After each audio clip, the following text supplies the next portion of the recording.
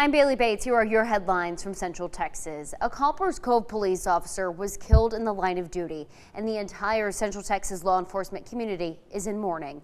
The Coppers Cove Police Department identified the fallen officer as Elijah Garretson.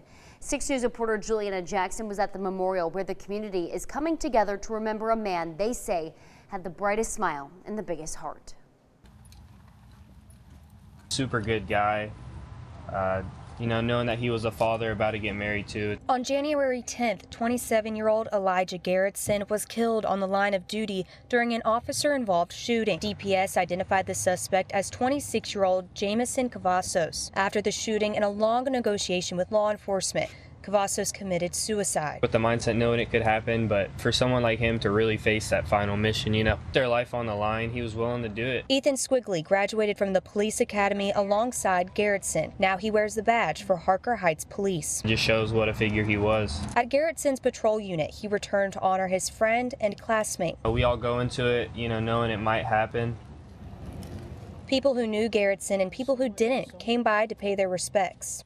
Paulette Calhoun says she only met him once, but it was enough to leave a lasting impression. He was in a store, had the prettiest smile on his face, and had to shake his hand. Put their lives on the line for us each and every day, from the moment they get out of bed to the moment they're able to go home.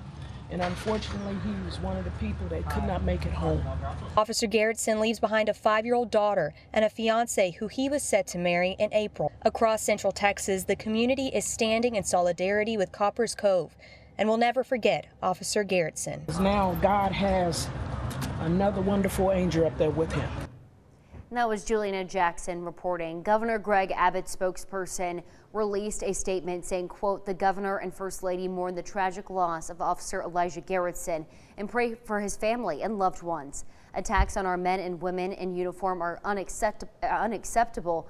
Texas is a law and order state, and we will always stand with those who serve and protect our communities," end quote. We will keep you updated as we do learn more about that investigation.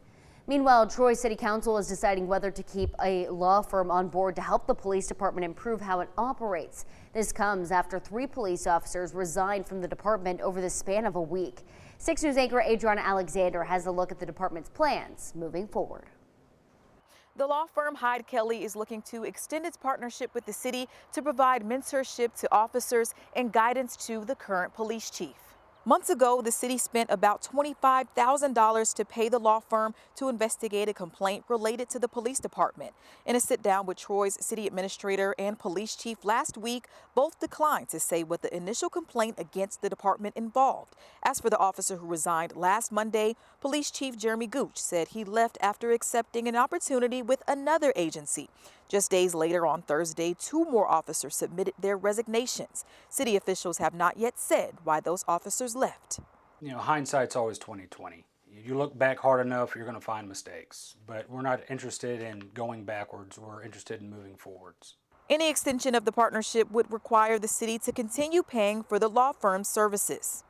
In Troy, Adriana Alexander, 6 News. A Troy community, just very small town just north of Temple. We'll keep you updated on that one as well. Those are your headlines from Central Texas.